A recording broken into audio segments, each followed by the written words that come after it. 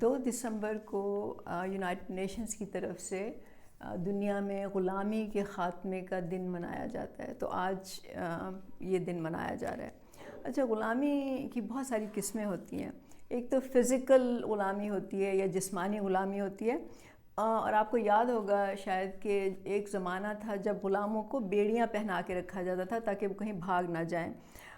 غلامی جو تھی وہ ایکچولی ایک ٹریڈ تھی یا بزنس تھا، اور افریقہ سے انسانوں کو جانوروں کی طرح مطلب ہنٹ کر کے پکڑ کے لایا جاتا تھا.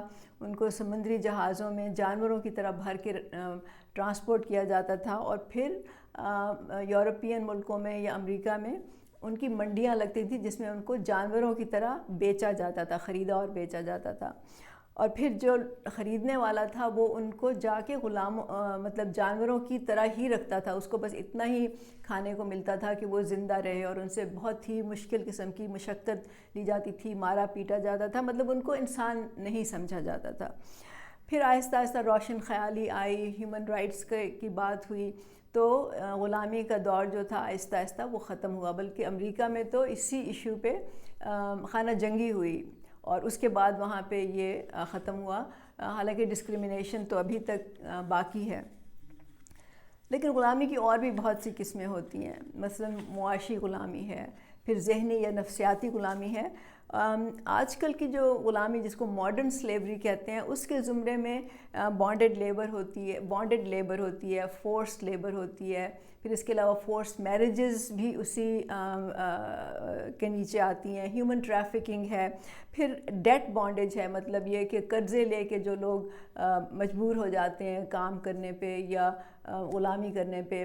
اب اس کے خلاف بہت سے قانون بھی ہیں، لیکن وہ لاگو نہیں کیے جاتے یا نہیں کیا جا سکتے بہت سی وجوہات پہ.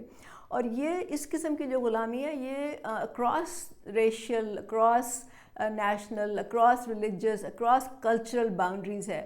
مطلب اس دنیا میں تمام ملک، تمام قومیں، تمام مذاہب کے لوگ اس میں انوالوڈ ہیں.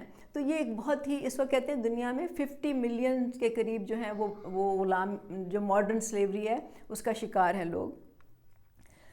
اس کا کیا مطلب ہے؟ غلامی مطلب کیا، کس کو کہتے ہیں؟ اس کا مطلب یہ ہوتا ہے کہ جب کوئی فرد، مرد، عورت، بچہ، کوئی بھی اس کو اگر کچھ کہا جائے تو وہ اس سے انکار نہیں کر سکتا، اور جہاں پہ وہ رہتا ہے یا جو اس کا ارد گرد جو حالات ہوتے ہیں وہ اسے چھٹکارا بھی نہیں پا سکتا، وہاں سے نکل بھی نہیں سکتا، کیونکہ اس کو اپنے اوپر تشدد یا ظلم کی فکر ہوتی ہے یا اس کو ڈر ہوتا ہے.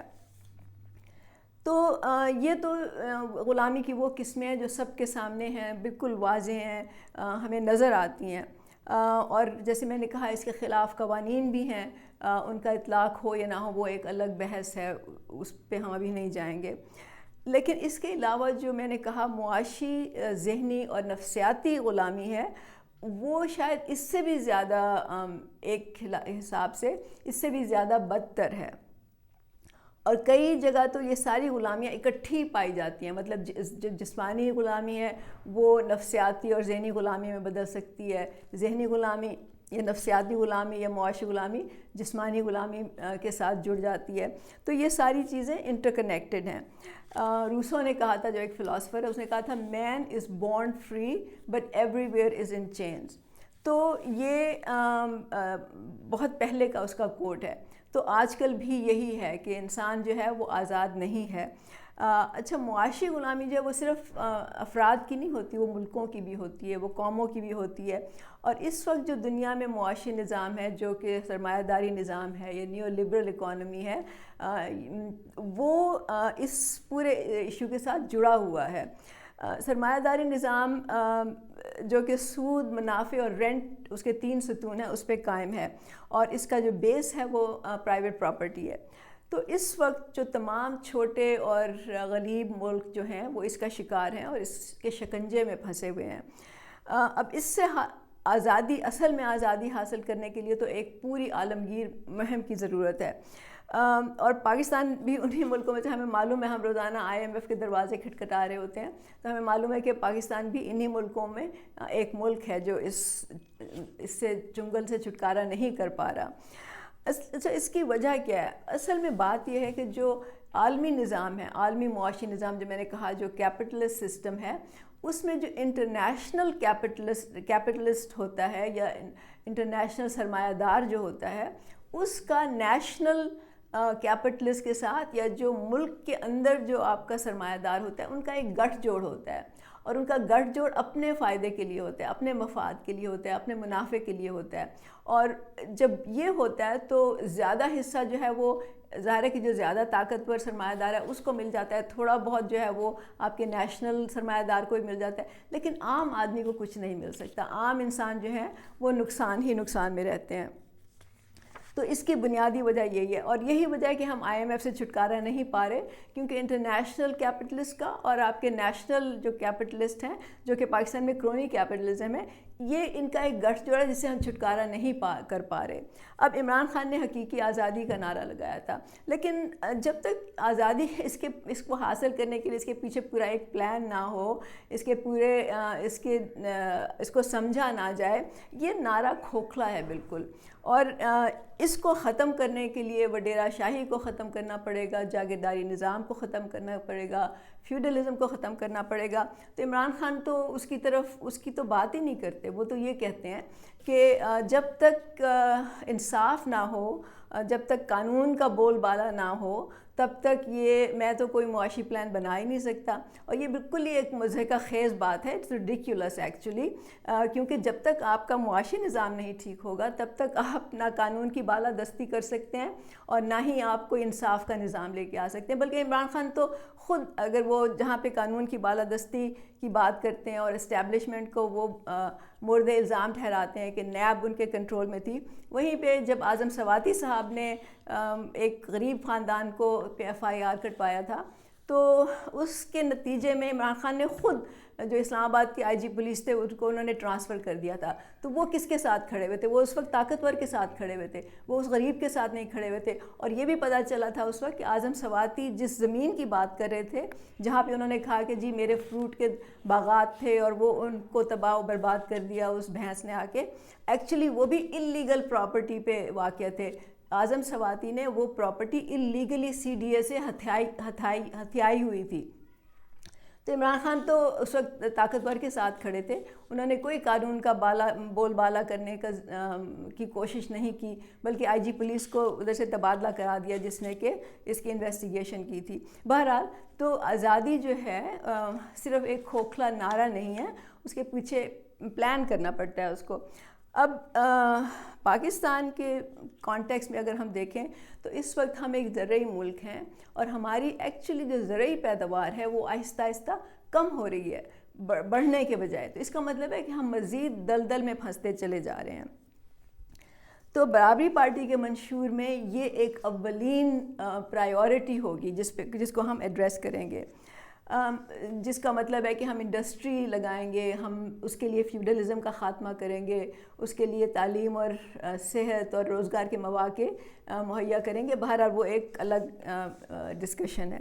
اچھا، ذہنی اور نفسیاتی غلامی جو ہوتی ہے وہ ایکچولی معاشی غلامی سے بھی بدتر ہوتی ہے، کیونکہ اس کا جو شکار انسان ہوتا ہے نا وہ آزاد ہونا ہی نہیں چاہتا، مطلب وہ اپنی غلامی میں ہی خوش رہتا ہے. تو اس کا مطلب ہے جب کوئی انسان آزاد ہونا ہی نہیں چاہتا، اٹس ویری ڈیفیکلٹ کہ آپ اس کو آزاد کرائیں، چاہے آپ اس کو کچھ بھی دے دیں.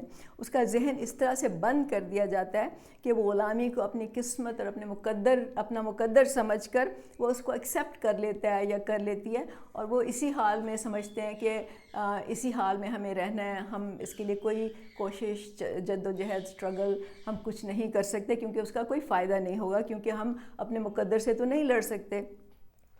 اچھا، یہ کیسے ہوتا ہے؟ اس کا ایک بہت ہی امپورٹنٹ اس کا آسپیکٹ ہے، اور اس کا جو سورس ہے وہ یہ ہے کہ جو حکمران طبقہ ہوتا ہے یا جو بالادست طبقہ ہوتا ہے وہ ایسے نیریٹیوز، ایسی کہانیاں، ایسے خیالات، ایسی باتیں سناتا ہے یا کہ جس کی وجہ سے یہ عام ہو جاتا ہے لوگوں کے ذہنوں میں. یہ چیز بالکل آپ سمجھ لیں کہ ان کے ذہن میں پھنس جاتی ہے یہ بات، اور پھر اس کو نکالنا جو ہے بہت ہی مشکل ہوتا ہے۔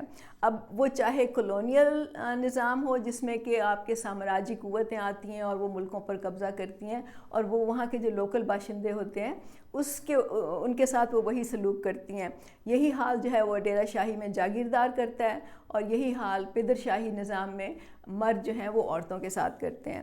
تو اس میں جو میں نے آخری بات کی اس میں یہ کہ عورتوں کے سامنے ان کے راستے بند کر دیے جاتے ہیں، تعلیم کے راستے، روزگار کے راستے، وہ اپنے فیصلے خود نہیں کر سکتی، اور ان کو بچپن سے یہ بتا دیا جاتا ہے کہ آپ کمزور ہو، آپ مجبور ہو، آپ میں اتنی عقل نہیں ہے، آپ میں اتنی ایموشنل اسٹرینتھ نہیں ہے، آپ سمجھ نہیں سکتی باتوں کو، وغیرہ وغیرہ وغیرہ، اور آخرکار عورتیں خود اپنے آپ کو یہی سمجھنا شروع ہو جاتی ہیں، اور وہ پھر اسی میں خوش رہتی ہیں۔ انفیکٹ کئی دفعہ عورتیں اس میں فخر محسوس کرنا شروع ہو جاتی ہیں۔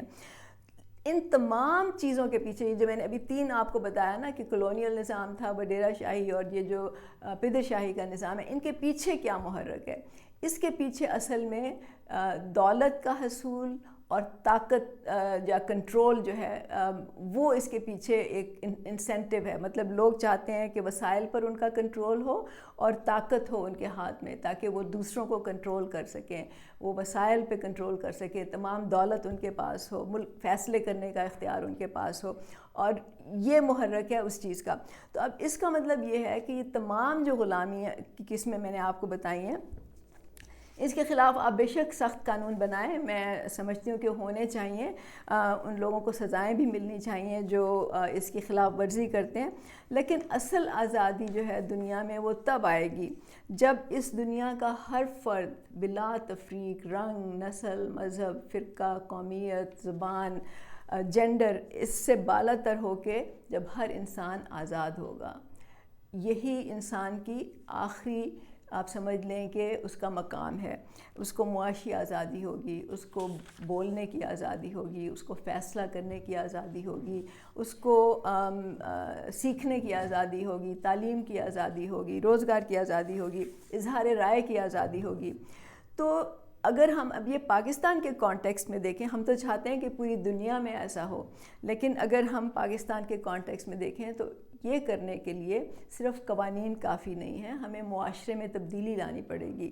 معاشرے میں تعلیمی نظام ہمیں ایسا رائج کرنا پڑے گا کہ جو آنے والی نسلیں ہیں بچپن سے ان کے ذہنوں کو آزاد کیا جائے، ان کے جو مطلب ان میں کریٹیو تھنکنگ پیدا کی جائے، انوویشن پیدا کی جائے، کرٹیکل تھنکنگ کو امپروو کیا جائے، ان کو اپنے طور سے سوچنے، سمجھنے اور فیصلہ کرنے کا اختیار دیا جائے، کیونکہ بچپن سے ہی جب یہ ایک عادت پڑتی ہے اور جب آپ ان لوگوں کو اس طرح کی تربیت کرتے ہیں تو آخرکار بڑے ہو کے ان میں یہی چیزیں، یہی قوتیں، یہی صلاحیتیں جو ہیں وہ اجاگر ہو جاتی ہیں۔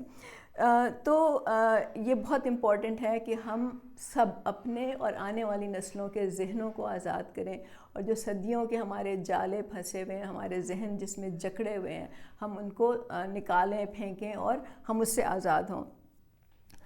اس کے لیے اور بھی بہت سے اقدامات اٹھانے ہوں گے۔ جب ریاست، کیونکہ ایک اس کے راستے میں جو رکاوٹ ہے وہ یہ ہے کہ جب لوگ بہت ہی زیادہ اپنے معاشی معاملات میں پھنس جاتے ہیں تو ان کو سوچنے سمجھنے کا بھی موقع نہیں ملتا، تو اس لیے ریاست کے لیے ضروری ہے کہ وہ یقینی بنائے کہ تمام لوگوں کی بنیادی ضروریات پوری ہوں، کم از کم ان کی روزی روٹی، ان کی تعلیم، ان کی صحت، ان کا جو سوشل سیکیورٹی ہے، اولڈ ایج بینیفٹس جو ہیں وہ ان سب کو ملیں، تاکہ وہ کم از کم اس مصیبت سے جان چھڑا کے وہ کچھ سوچیں، سمجھیں اور ان کے ذہن جو ہیں وہ کھلیں۔ تو یہ سب ہمیں کرنا ہوگا۔ اب اس کے لیے ایک پلان بنانا ہوگا، اس کے لیے ہمیں ایز اے نیشن، قوم کی حیثیت سے ہمیں کچھ فیصلے کرنے پڑیں گے جو کہ کئی مشکل بھی ہوں گے، لیکن اگر ہم نے غلامی کو ختم کرنا ہے، اگر ہم نے انسان کو آزاد کرنا ہے، اگر ہم نے انسان کو اس دنیا میں وہ سب کچھ دینا ہے جس پر اس کا حق ہے، تو پھر ہمیں یہ سب کچھ کرنا پڑے گا۔ اور یہ صرف ایک صورت میں ہو سکتا ہے جب عام لوگ جو سفر کر رہے ہیں اس سے، جو اس کے وکٹمز ہیں، جب وہ مل کے جد و جہد کریں گے، جب وہ مل کے منظم ہوں گے، متحد ہوں گے۔ بہت شکریہ۔